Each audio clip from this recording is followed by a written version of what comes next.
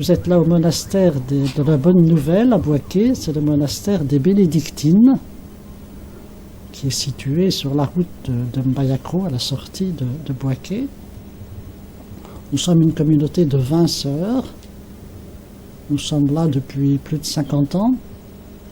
Nous avons une vie de travail, de prière, d'accueil. D'abord peut-être dire que la vie que nous vivons a été mise en route par Saint Benoît au VIe siècle. C'est pour ça qu'on nous appelle bénédictines, et vous verrez les bénédictins. Et on vit selon la règle de Saint Benoît. Et c'est une règle donc qui rassemble des frères ou des sœurs, quand c'est des femmes, sous un supérieur ou une supérieure. Et nous vivons ensemble pour prier, travailler. Nous avons des temps de prière liturgique, 6 fois par jour, du matin au soir, avec l'Eucharistie au centre, prière personnelle à base de lecture de la parole de Dieu et d'autres lectures. Donc cette forme de prière nous entraîne à porter, nous pousse à porter le monde dans notre prière. On est là pour le monde, pour l'Église et pour le monde, pour porter toutes les intentions de nos frères et sœurs. La vie de prière n'inclut du silence quand même. On essaye d'avoir un climat de silence dans la maison pour faciliter l'écoute de Dieu. Voilà, temps de prière, vie fraternelle et puis vie de travail. Pour devenir une moniale bénédictine, d'abord il faut le vouloir et le désirer. On commence à prendre contact d'abord avec la communauté et on commence par des séjours. On vient pour la première fois, on fait 1 semaine, on a le temps de s'apprivoiser, de faire connaissance de la communauté. Et si tu persévères, tu reviens pour un séjour de 3 mois. Toujours pour bien connaître la communauté et la règle de Saint Benoît. Après, si vraiment tu persévères encore et si tu le désires, tu commences maintenant la période d'aspirana. Tu peux venir d'abord pour un stage pendant cette période d'aspirana, pour un stage de 6 mois. Après 6 mois, si tu es toujours décidé, c'est là que tu fais ta demande d'entrer au monastère. Et quand tu arrives, il y a un temps de postulat. Et après le postulat, qui dure 1 année, plus ou moins, ça dépend des cas. Après, il y a le noviciat qui dure 2 ans. Cette période du noviciat consiste vraiment à une formation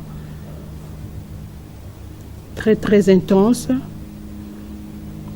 Après cette période du noviciat, tu fais maintenant ta demande pour faire profession temporaire. Et cette période de profession temporaire dure 6 ans. Après les 6 ans, c'est là que tu demandes librement à t'engager définitivement dans cette communauté bénédictine. Je pense que c'est un peu comme les espaces verts. Si le monde n'était fait que de maisons construites en béton, en pierre, en tout ça, s'il n'y avait que des maisons d'habitation, sans arbres et sans jardin, sans rien, ce serait irrespirable, il n'y aurait même pas d'oxygène. Il faut des espaces verts dans les villes. C'est un peu ça, la vie monastique, la vie contemplative. C'est les espaces qui donnent de l'air. Ou bien on dit quelquefois c'est comme un grand arbre. Un grand arbre, il a des racines en terre. Il faut qu'il ait des racines pour que l'arbre donne des feuilles, des fruits. La vie monastique, c'est les racines un peu. On ne les voit pas, mais s'il n'y a pas de racines, l'arbre ne tiendra pas. L'arbre ne tiendra pas. Les moines, c'est comme des gens qui sont réunis sur la plus grande place, la place de la République, et qui regardent le ciel. Alors, au bout d'un certain temps, les gens vont regarder le ciel comme eux pour voir qu'est-ce qu'ils voient dans le ciel. Eh bien, on dit la vie monastique, c'est ça. C'est des gens qui vivent de telle manière. C'est pas pour dire regardez-nous comme nous sommes bien, mais pour leur dire regardez Dieu aussi. Donner envie de Dieu aussi, parce que c'est de Dieu que viendra la possibilité de vivre ensemble, de réaliser tout ce dont le monde a besoin, quoi.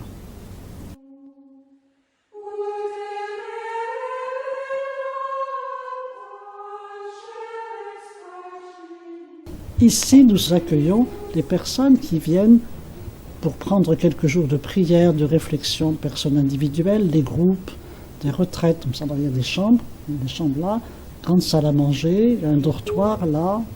On accueille tous les gens qui veulent réfléchir, pour prier, pour Dieu, se ressourcer, quoi. On accueille aussi les groupes qui viennent pour un temps de récollection, un temps de retraite. Nous avons aussi des chambres climatisées pour ceux qui veulent rester un peu au froid.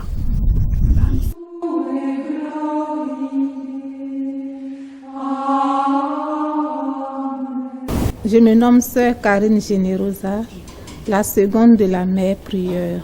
Chez nous, la supérieure, c'est Mère Bernadette. On l'appelle la mère prieure. Être supérieure, c'est un service.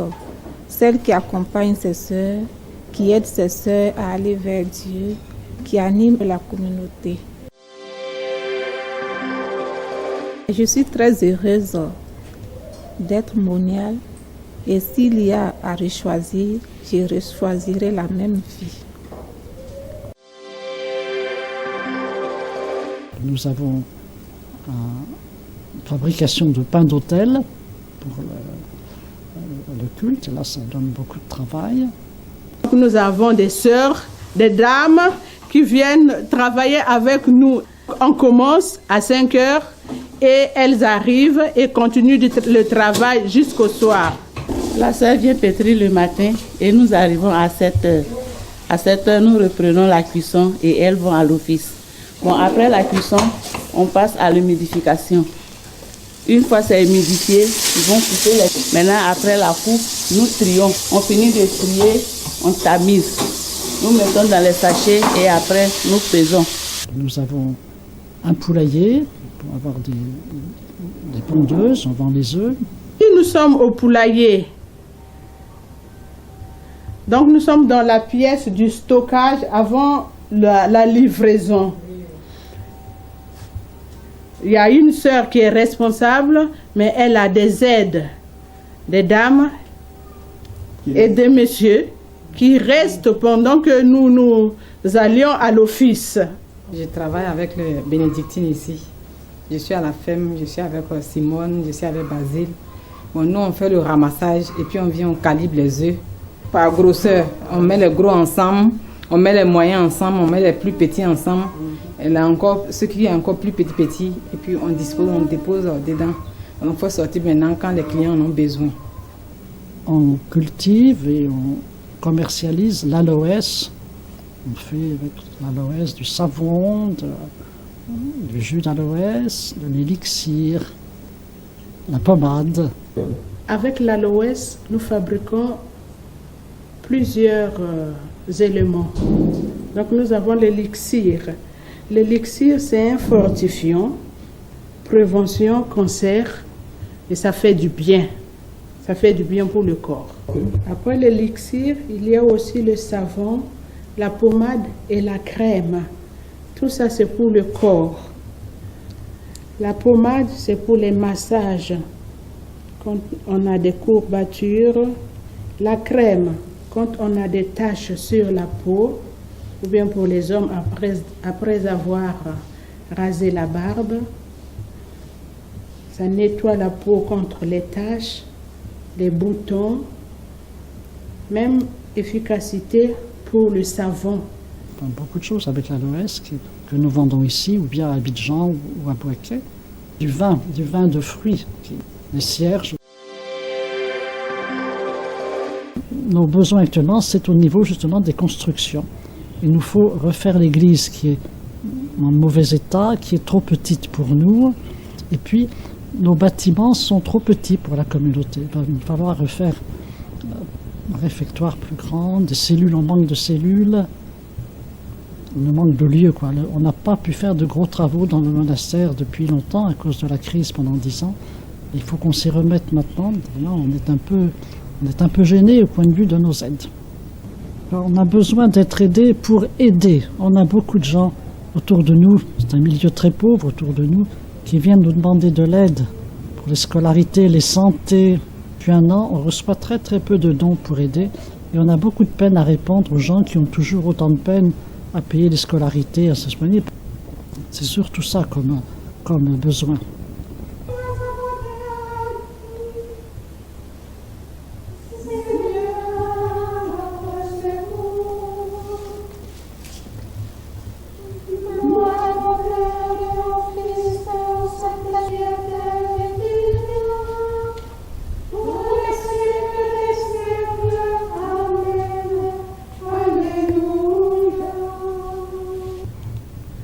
La vie monastique est un chemin de bonheur, de joie, de fécondité. Que les jeunes filles n'aient pas peur de répondre à l'appel de Dieu à l'école de Saint-Benoît. Il fait bon vivre d'être au monastère. Venez pour continuer l'œuvre de Dieu, chanter les merveilles de notre Dieu. Merci.